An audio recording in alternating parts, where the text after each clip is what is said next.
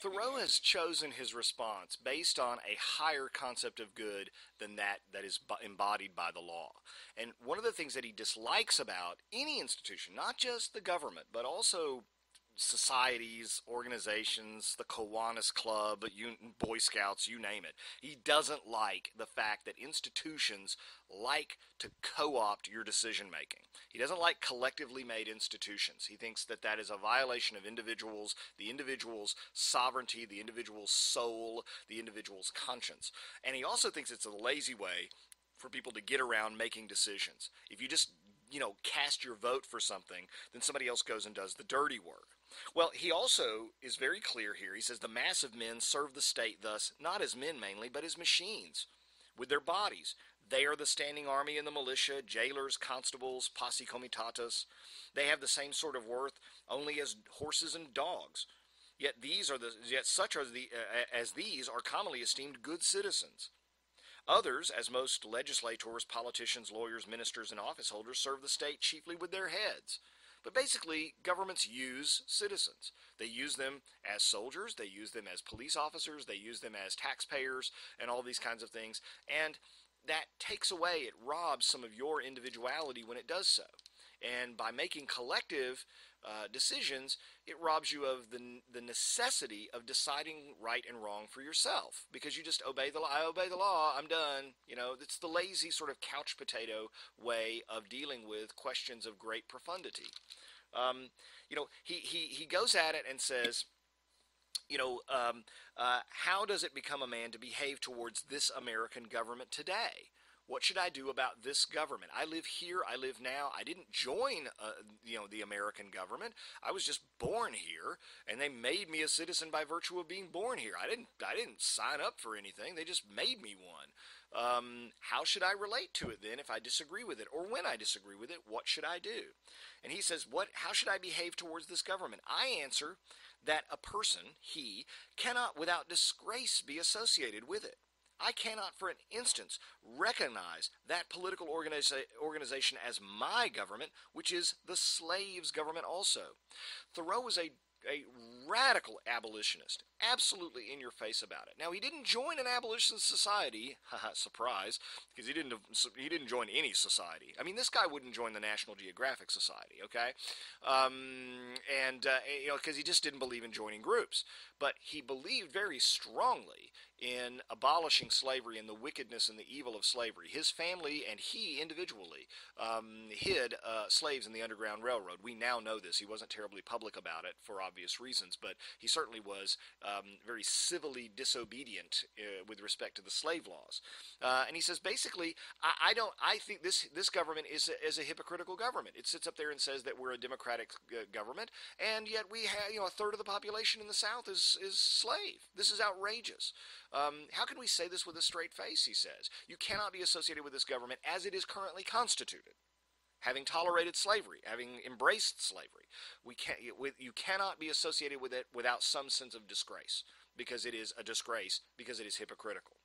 Now, notice what the standard of ethical behavior is. Okay, if you say that one should exercise one's own conscience and not sort of give the government the decision-making power over moral issues, what does that mean?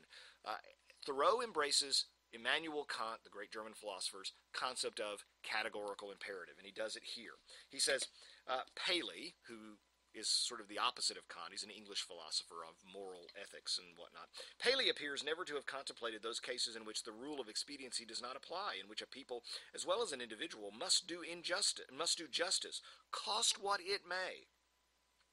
If I have unjustly wrested, that means taken away, a plank from a drowning man, I must restore it to him, though I drown myself. This, according to Paley, would be inconvenient, but he that would save his life in such a case shall lose it. This people must cease to hold slaves and make war on Mexico, though it cost them their existence as a people. The argument, in other words, was we have to have slavery. Without slavery, we won't be able to support the government. Without slavery, we won't be able to support the people. We have to go to war against Mexico because without that, then we won't bring in another slave state, and then the South will secede, and we won't have a country anymore. And Thoreau is very clear. You must give up slavery and stop making war on Mexico, even if it means the dissolution of the American government. Because the most important thing is not the preservation of the Union. It's the preservation of our integrity as a people. This is a very high standard that he makes, and it's directly out of Kant. Now, he knows that his fellow villagers there in Concord are going to raise a lot of questions about this, and some of the objections are things like this. But the American government is the best and highest form of government. You can vote to change things. That's why we have a democracy. Why don't you vote for change? And he says, all voting is a sort of gaming, like checkers or backgammon, with a slight moral tinge to it, playing with right and wrong, with moral questions, and betting naturally accompanies it. The character of the voter is not staked. I cast my vote perchance as I think right, but I'm not vitally concerned that right should prevail. There is but little virtue in the action of masses of men. When the majority shall at length vote for the abolition of slavery, it'll be because they are indifferent to slavery, or because there's very little slavery left to abolish. In other words, why can't I vote? Well, okay, so I vote.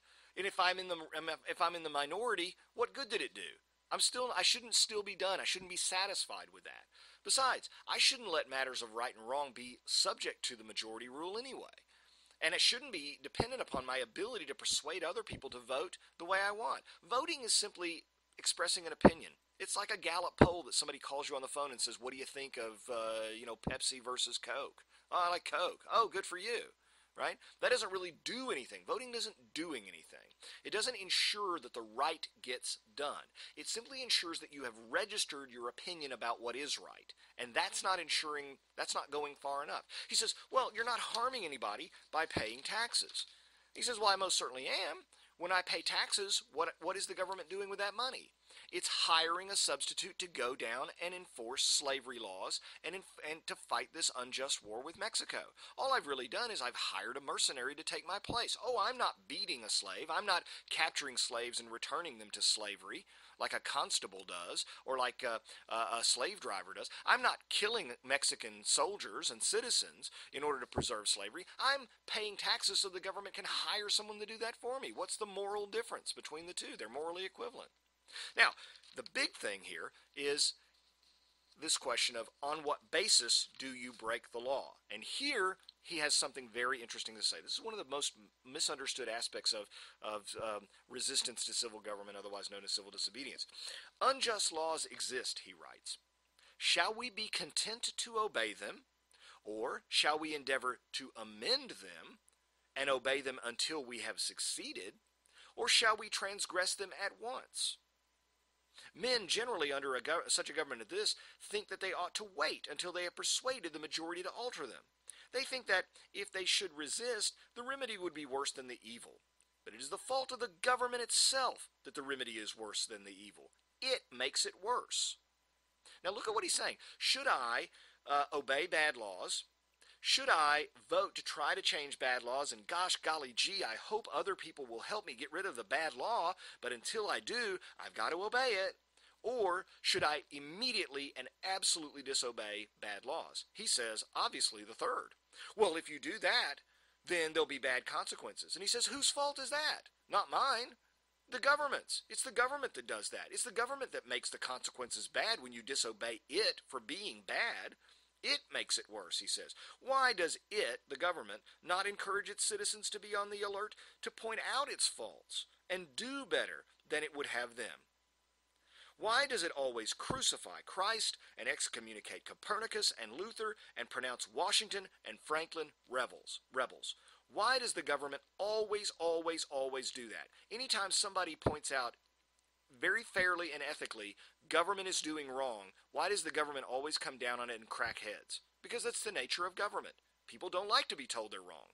And if the government is the majority, it's the majority. The majority doesn't like to be told it's wrong. He says, so what is my obligation? Here he says it. If the injustice is part of the necessary machinery, the friction of the machine of government, let it go. Let it go. In other words, if it's inconvenient to obey the law, if it's stupid to obey the law, if it's impractical to obey the law, that's not a basis for breaking it. You still have to obey it. Go ahead and obey it. Perchance it will wear smooth. Certainly the machine will wear out. If the injustice has a spring or a pulley or a rope or a crank exclusively for itself, then perhaps you could consider whether the remedy will not be worse than the evil. Right? So if it's inconvenient, if it's stupid, if it's a stupid law, if it's an inconvenient law, if it's a pain in the butt law, so what? You need to obey it.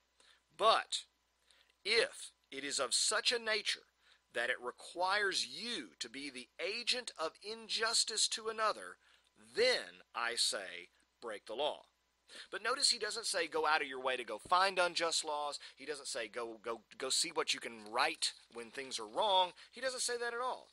He says, look, I was minding my own business. I was actually on my way to get my shoes fixed. And the constable pulls me over and says, you haven't paid your taxes. And he says, yes, I know. He says, well, you got to pay your taxes. I don't want to pay my taxes. Well, everybody has to pay their taxes. You got to go to jail. Well, then it looks like you'll have to put me in jail. And as a result, he says, I have paid no poll tax for 6 years. I was put into jail once on this account for one night, and as I stood considering the walls of solid stone 2 or 3 feet thick, the door of wood and iron a foot thick, and the iron grating which strained the light, I could not help but being struck by the foolishness of that institution which treated me as if I were mere flesh and blood and bones to be locked up. You can't lock up my spirit. You have no ability to do that. This is the stupidest thing I ever saw. Throw me in jail like I'm some threat to the government. So on that basis, I didn't pay my poll taxes because I know what you're going to do with the money. What you're going to do with the money is you're going to enforce slavery laws and you're going to wage war unjustly on a country that didn't pick this fight. You picked it with them, and you did it for the express purpose of perpetuating the evil institution of slavery. Not going to do it. Right? Now, he says there's one other objection here, and that is the government needs your money. If it doesn't have taxes, it can't exist. And here, I can't help but snicker a little bit at what he says. He says, thus the state never intentionally confronts a man's sense, intellectual or moral, but only his body, his senses. It's not armed with superior wit or honesty, but with superior physical strength. When I meet a government which says to me, your money or your life, why should I be in haste to give it my money? It may be in a great strait, and not know what to do. I cannot help that. It must help itself. Do as I do. In other words, but you got to pay your taxes because the government needs the money. So, that's not my problem. Do what I do. Get a job. Right? That's how I make money. I go get a job. Make yourself useful. Don't come begging to me, hat in hand, you panhandler.